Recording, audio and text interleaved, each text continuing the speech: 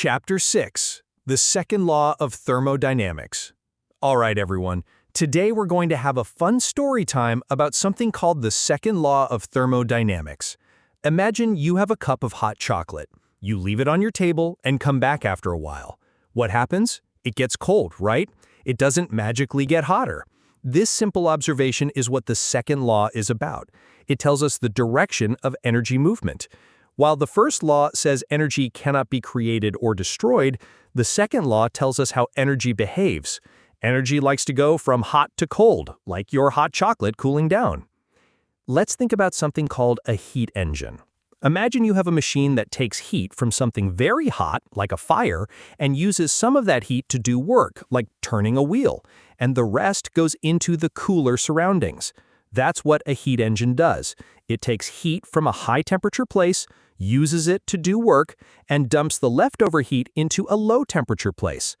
But here's the catch. No matter how hard you try, you can never turn all the heat into work. There will always be some waste heat. Then there's something called a refrigerator. It's like a magic box that takes heat from inside where it's cold and throws it outside where it's warm. But it needs electricity to do this. You have to give it energy to make it work. It's the same with a heat pump, but instead of cooling the inside, it focuses on keeping a room warm by taking heat from the cold outside and bringing it inside. We have something called thermal energy reservoirs.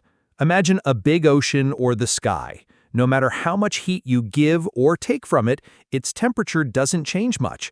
That's a thermal reservoir. Heat engines, refrigerators, and heat pumps always work between two reservoirs, a hot one and a cold one. We also talk about efficiency. Imagine you put 100 candies into a machine and only 30 candies come out as useful work, with 70 candies thrown away.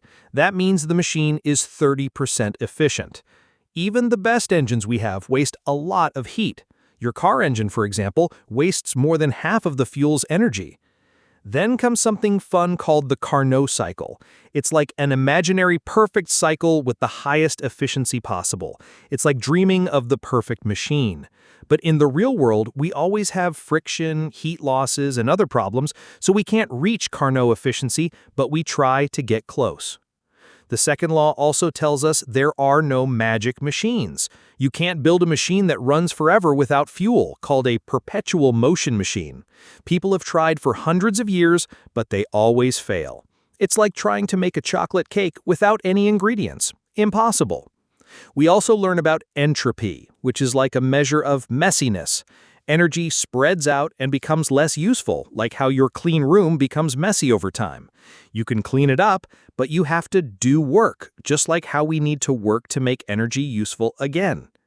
In summary, the second law of thermodynamics is like a guidebook telling us energy moves from hot to cold, we can never convert all heat into useful work, and no machine can run forever without help. It explains why engines need fuel, why refrigerators need electricity, and why we need to keep fixing things that break down. And by learning these rules, we can design smarter machines, save energy, and protect our environment. So next time you drink your hot chocolate, remember, it's the second law doing its job.